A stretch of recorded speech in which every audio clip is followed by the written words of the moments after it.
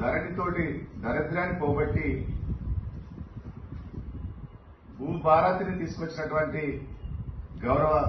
ముఖ్యమంత్రి రేవంత్ రెడ్డి గారికి, రెవెన్యూ శాఖ మంత్రి వర్యులు పొంగులేటి శ్రీనివాస్ రెడ్డి గారికి, ఉప ముఖ్యమంత్రి బట్టి విక్రమార్క గారికి ప్రత్యేకంగా మేము కిసాన్ కాంగ్రెస్ తరఫున రైతాంగం పక్షాన కృతజ్ఞతలు తెలియజేస్తా ఉన్నాం. 2018లో ధరణి తీసుకొచ్చిన తర్వాత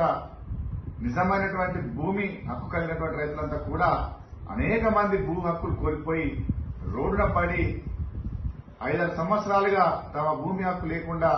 ఇబ్బందులు పడుతున్నటువంటి పరిస్థితులలో గత 5 సంవత్సరాలుగా ఈ ధరణికి సంబంధించినటువంటి అంశంలో అనేక రకాలుగా అప్పటి ప్రభుత్వంపై ఒత్తిడి తీసుకొచ్చి ఎన్నికల ప్రచారంలో భాగంగా కూడా ఆనాడు వరంగల్ డిక్లరేషన్ కూడా ధరణిని రద్దు చేస్తాం,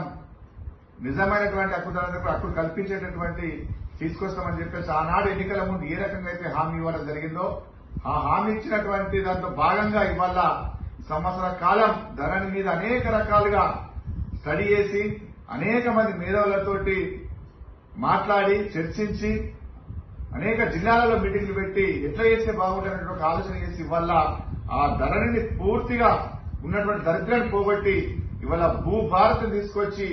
ఈ భూ సమస్యలన్నీ లేకుండా నిజమైనటువంటి హక్కుదారులకు భూమి హక్కు పొందేటటువంటి ఏదైతే అవకాశం రావడం కోసం తీసుకొచ్చినటువంటి భూభారతి తీసుకొచ్చారో దీనికి సంబంధించి ఈ రైతాంగాన్ని ఆదుకోవడం కోసం భూమి హక్కులు కాపాడడం కోసం తీసుకున్నటువంటి నిర్ణయం ఇది చాలా గొప్ప నిర్ణయం. ఈ నిర్ణయం తీసుకున్నందుకు ప్రభుత్వానికి మరొకసారి రైతాంగం తరఫున కృతజ్ఞతలు తెలియజేస్తా ఉన్నాను.